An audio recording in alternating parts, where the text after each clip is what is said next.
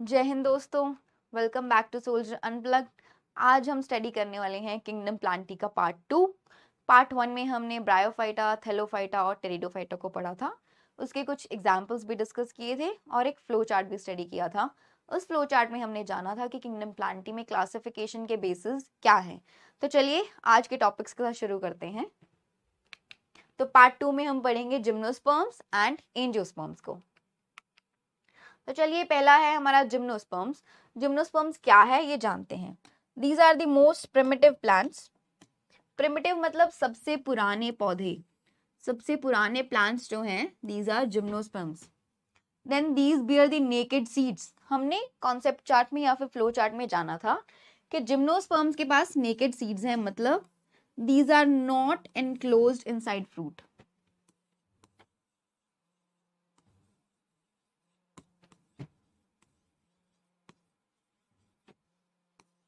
Not enclosed inside fruit, इसको बोलते हैं naked. Then flowers are absent. Flowers नहीं होते इसके अंदर, फ्लावर्स एंजियोस्पर्म्स में होता है, तो जिम्नोस्पर्म्स में फ्लावर्स नहीं है। These are perennial, evergreen and woody plants. Perennial मतलब सालों साल लगे रहते हैं, सालों साल चलते हैं। एवरग्रीन हमेशा हरे भरे रहेंगे। And woody, woody plants. ठीक है। जाइलम, जाइलम एंड फ्लोएम दोनों हैं। वेस्कुलर टिश्यूज जिम्नोस्पर्म्स के पास हैं, बट यहाँ पे एक इंपॉर्टेंट पॉइंट ये है कि आपने जाइलम के एलिमेंट्स पढ़े थे ना, tracheids, vessels, xylem fibres and xylem parenchyma. पर जाइलम में जो जिम्नोस्पर्म है उसके अंदर वेसल्स एब्सेंट होंगे, वेसल्स आर एब्सेंट। और अगर फ्लोएम की बात करें तो फ्लोएम के अंदर कंपेनियन सेल्स नहीं मिलेंगे आपको, कंपेनियन सेल्स आर एब्सेंट। तो फ्लोएम के अंदर सीव सेल्स थे, फ्लोएम पेरेन्काइमा, फ्लोएम फाइबर और फ्लोएम और कंपेनियन सेल्स भी थे। बट जब भी आप जिम्नोस्पर्म को पढ़ेंगे तो जिम्नोस्पर्म में फ्लोएम के अंदर एक एलिमेंट एब्सेंट होगा, दैट इज कंपेनियन सेल्स। तो ये दो इंपॉर्टेंट पॉइंट मिल गया आपको जिम्नोस्पर्म के लिए। Then examples of the gymnosperm, बहुत इंपॉर्टेंट है जिंको, ये बहुत इंपॉर्टेंट है, इसको मेजॉरिटी ऑफ क्वेश्चंस में पूछा जाता है जिंको को। इसको हम लिविंग फॉसिल भी बोलते हैं। I'll explain you why. Ginkgo is also known as living fossil. Then the pinus, pinus देखिए ऐसा दिखता है। And this is cycas. Cycas को तो बहुत जगह पे एज एन ऑर्नामेंटल प्लांट भी यूज किया जाता है ना, सुंदरता के लिए यूज करते हैं। साइकस एंड पाइनस, ये तीन एग्जांपल्स आप देख रहे हैं स्क्रीन पे, ginkgo, pinus and cycas. These are 3 examples of gymnosperms. Okay, this is sequoia. Sequoia को रेडवुड ट्री भी बोलते हैं। इसकी जो लक्कड़ है वो रेड कलर की होती है, redwood tree.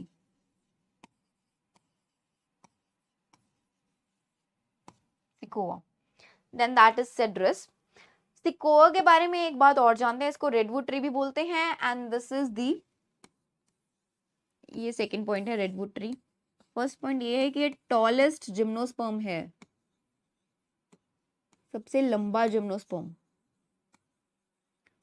Tallest gymnosperm sequoia, and also known as redwood tree, and that is cedrus. ठीक है, ये कुछ एग्जाम्पल्स हैं जिम्नोस्पर्म के।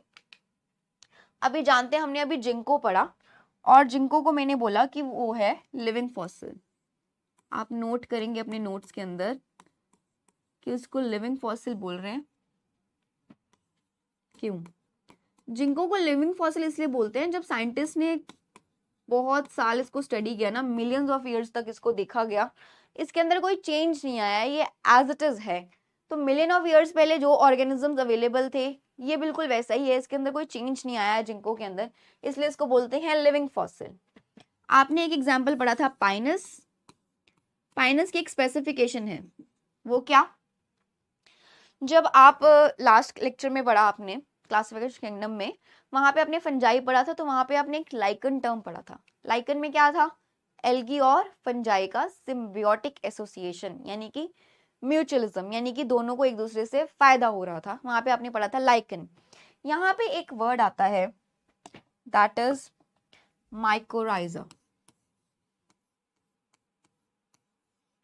माइकोराइजा क्या है? माइकोराइजा भी एसोसिएशन है। इसके अंदर किन दो चीजों की एसोसिएशन होती है?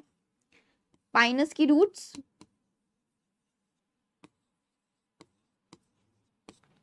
और फंजाई की।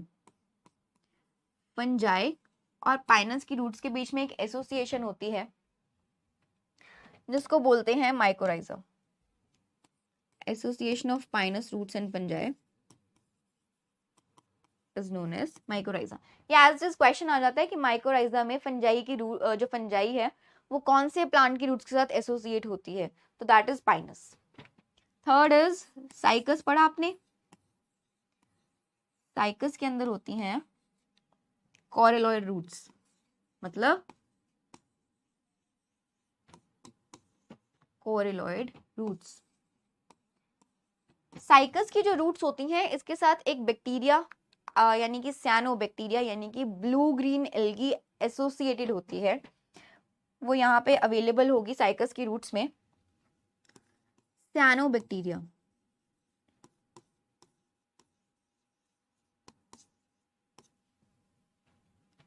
Associated with roots of cycas, इसलिए बोलते हैं उसको कॉरेलॉइड roots.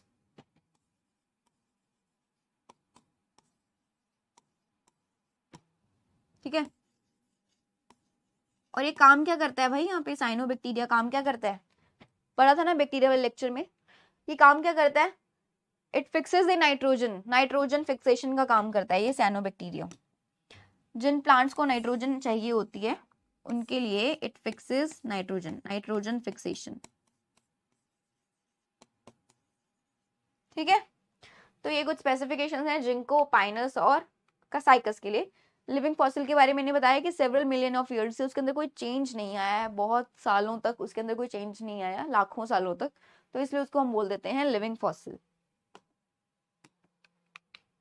Then we have some points to remember about cycas. Cycas में stems are unbranched. उसकी जो branches हैं वो unbranched हैं, branches में कोई branching नहीं है। टहनियाँ जो हैं उसके अंदर कोई branching अवेलेबल नहीं है। पाइनस में stems are branched, तो दोनों के बीच का डिफरेंस आप क्रिएट करते चलेंगे कि पाइनस के अंदर तो ब्रांचिंग मिलती है, अगर ऐसे है तो उसके अंदर ये ब्रांचिंग अवेलेबल होगी। ठीक है। बट साइकस में एज इट इज होगा, अनब्रांच होगा। साइकस में ऐसे नो ब्रांचिंग। ठीक है। इसके अंदर ब्रांचिंग है like this. Leaves are well adapted to withstand extreme temperature, humidity and wind.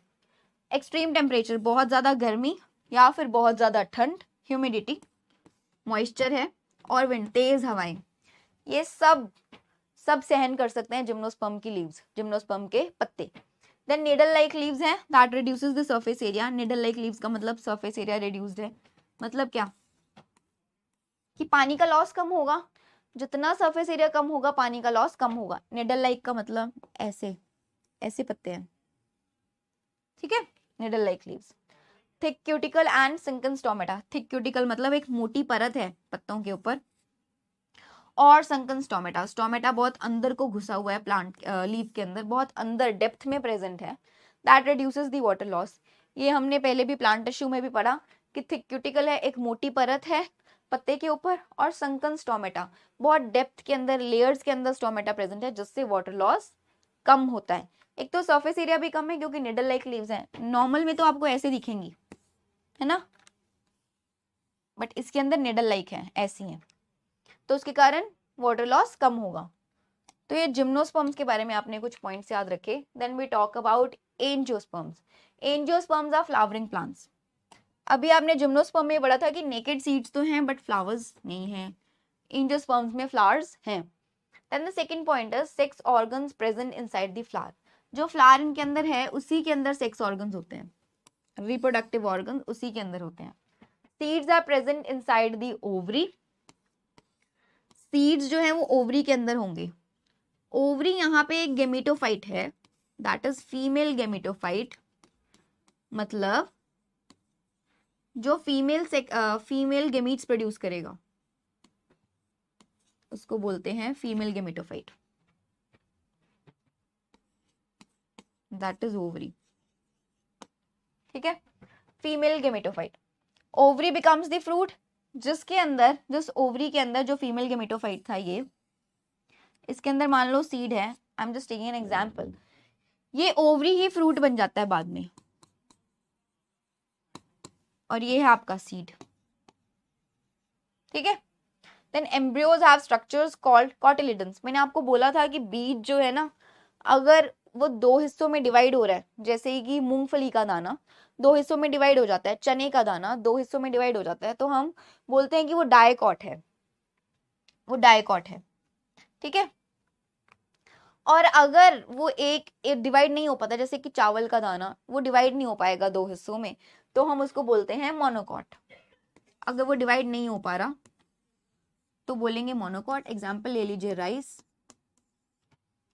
और इसमें आप मूंगफली का एग्जाम्पल ले सकते हैं, या फिर बोल लीजिए पीनट, ठीक है। तो embryo have structures called cotyledons. ये एग्जाम्पल आप देख रहे हैं, ये किसका एग्जाम्पल है? डायकॉट का। मूंगफली के दाने को आप दो हिस्सों में बांट सकते हैं, तोड़ सकते हैं ना बीचों बीच, ये देखो। और ये कौन? मक्की, मक्की के दाने, ये मोनोकॉट के एग्जाम्पल है। मक्की के दाने को आप दो हिस्सों में डिवाइड कर सकते हैं? नहीं कर सकते, तो that is an example of monocot. लिख देते हैं यहाँ पे मोनोकॉट, ठीक है। ये हो गया डायकॉट, मोनोकॉट। एंजियोस्पर्म्स में तो चलिए अब कुछ प्रैक्टिस क्वेश्चंस करते हैं थोड़े बहुत। First one is bryophytes resemble algae due to the feature of, bryophytes algae को रिजेंबल करते हैं।